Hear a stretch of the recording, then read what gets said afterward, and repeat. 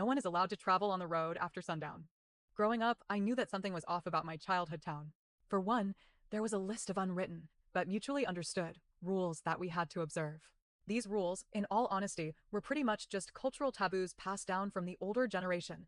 Things like not leaving the rice bucket empty, as it is a sign of being poor, and avoid shaking one's legs when sitting down, as it symbolizes shaking off good fortune, to name a few. Some of the rules were definitely a little on the creepy side though, like never hanging out clothes to dry overnight, because dirty stuff may be attracted to them. But there was one particular rule that had always struck me as odd, I guess. The rule was simple and straightforward. No one is allowed to travel on the road after sundown. It didn't specify which road, but everyone generally took it to mean the twisting, narrow two-lane road that led down the hill to the nearest city 30 miles away. It was the only connection between the town and the city, so during the day it would often become congested. The more experienced drivers, my father being one of them, would rush to the city and back in the final hours before sunset when the road was less crowded. But no matter what, once night fell, no one drove on the road, not even my father, who'd rather sleep uncomfortably in his car overnight than to attempt the return trip home. One time, I asked him about the rule out of curiosity. He remained strangely quiet for a while before saying, "There are no streetlights along the entire stretch of road, so it is dangerous to drive at night." I could tell from his eyes that he was hiding something else, so I tried pushing the question a little further. "Papa, why don't you just drive with the headlights on?" But my father simply shook his head. "It's too dangerous even with the headlights, Hui. When you become older and learn how to drive, you'll know why the road is so dangerous." I did grow older, but I never bothered learning how to drive, since my older brother already had a driver's license and inherited our family car. Unlike the rest of us, however, he never really cared about the rules since young, and much less the stupid driving ban, as he called it. My father caught him sneaking out of the house to drive late at night on more than one occasion, and it only got worse when he started dating a girl from the city. At some point, he just gave up and told my brother, in the sternest tone I had ever heard from my father, not to call home if he gets into any sort of trouble. My brother, of course, was over the moon. He loved to brag about how wonderful and freeing it was to speed along an empty road without a care in the world, and even persuaded me to go together with him a few times. I refused each time, though it would be a lie to say that I wasn't envious of him. But soon, my father's warning became a bizarre reality that I'm sure none of us would ever forget. It all started when my brother told us that he was going to bring his girlfriend over to our house after she had knocked off work at 7 p.m. My father didn't say anything, but my mother uncharacteristically voiced out her concern. "Son, it's best to let her visit during the day." "Don't worry, Ma, she'll be staying overnight in my room," he said with a nonchalant wave of his hand. "Can is can, but not today. She won't be free till next weekend, Ma. It's all right, La."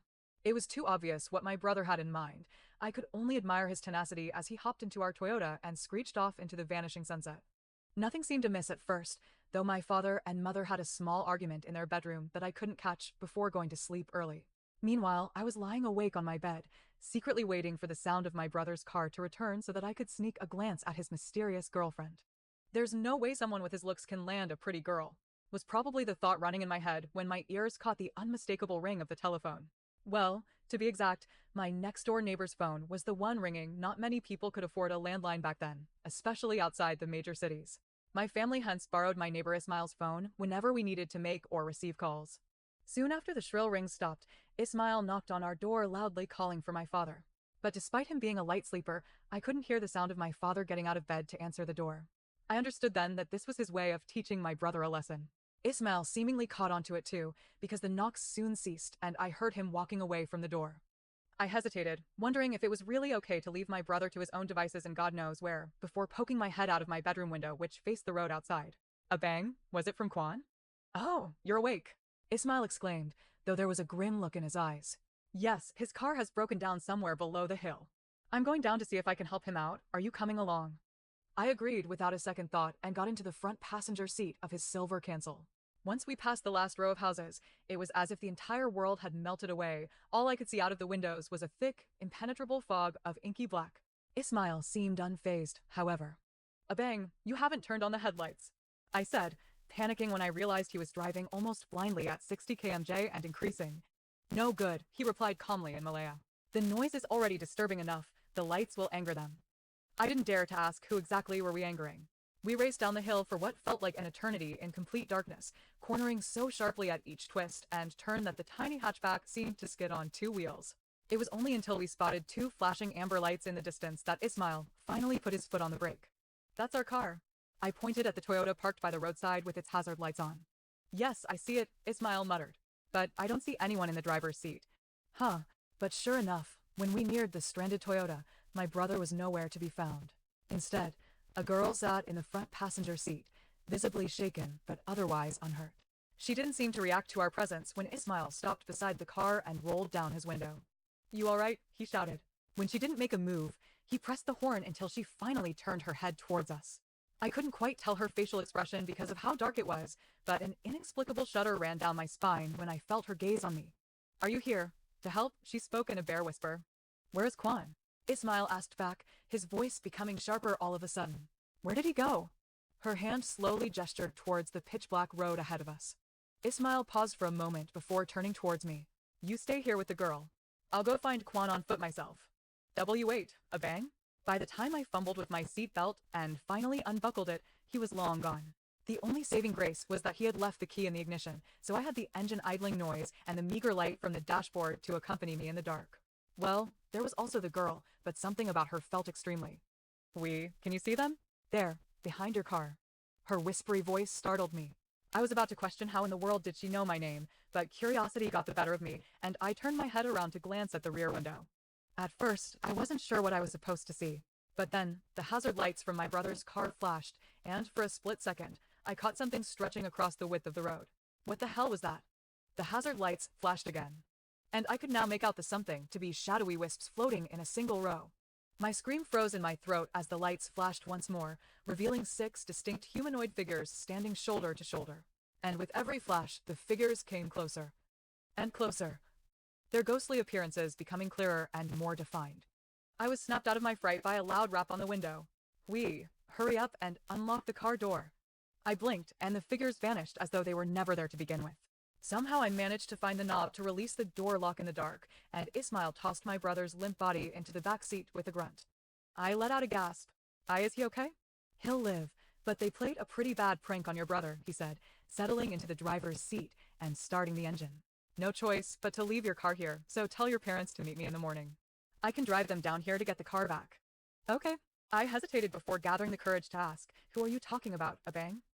Right, you haven't been born yet when it happened, he said quietly. Long time ago, this road formed part of a highway that went all the way to the capital.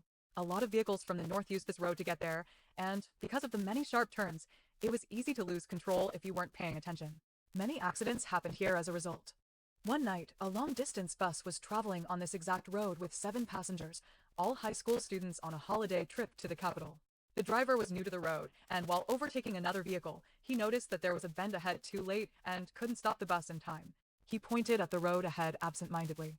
So he jumped out through the driver's door, and the bus with the 7 passengers crashed right down into a ravine. The ravine was too steep and deep to attempt a rescue, so in the end, everyone on the bus was presumed dead. The bus was never recovered, however, and to this day it's rumored that their bodies are still lying somewhere down there, waiting to be found. That's horrible. I couldn't help but shudder. So just now, those figures must have been. You saw them. Ismail mumbled. How many did you see? How many? I said in surprise. 6, I think. Something clicked in my mind then, and I started. Wait, one's missing. No, he whispered as he stared at the rear view mirror. The girl. I frantically turned to check on my brother in the backseat, but a hand shot out and stopped my head in place. No, Ismail said in a low voice.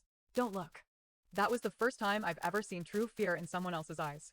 Forcing my saliva down my suddenly dry throat, I sunk into my seat and lowered my gaze to the best of my ability. Ismail turned the car around and began the journey back. Yet this time, we were struggling to gain momentum uphill, even in first gear.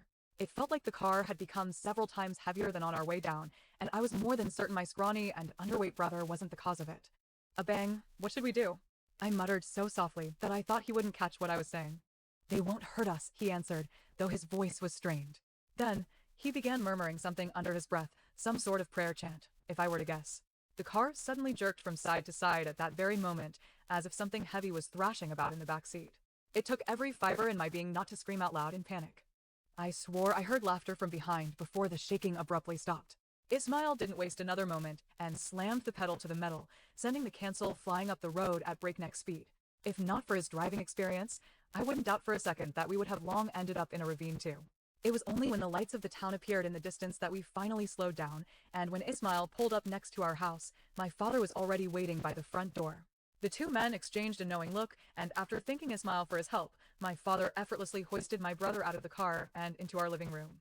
It wouldn't be until the next day when my brother finally regained consciousness. Bizarrely, the last thing he remembered was the engine mysteriously dying on the way back home and him exiting the car to open up the hood. He couldn't recall ever calling Ismail to ask for help, and I soon realized there was no way for him to make a call in the first place, since there were no payphones along the road. As for his girlfriend, apparently she had fallen ill and was forced to stay at home, so he didn't manage to meet up with her at all that night. Oddly enough, however, my brother has avoided driving on that particular road since then. It wasn't until recently, when a new highway to the city that completely bypasses the old road was completed, that he suggested going on a night drive together out of the blue. I was so surprised that I agreed without a second thought. It wasn't until I sat down in the front passenger seat that I suddenly remembered the incident from many years ago, and it occurred to me just how strange my brother's change of heart was. "So, what's up?" I asked him curiously. "What makes you want to drive at night again after so long?" "Oh, I never stopped wanting to go on night drives," he said nonchalantly. "It's just that for the longest time, I keep on having the same nightmare about the old road, and it seriously makes me hate driving on that road to my very core." I laughed. "A nightmare?" "Yeah, it's honestly super weird," he muttered. "It's always the same bus going down the same stretch of road, and I always find myself in the driver's seat no matter what I do." My smile faded. After overtaking a car in front, I must jump out to save myself or else I'll die in a deep ravine. Man, the screams at the end are the worst, I swear. They never fail to wake me up in cold sweat.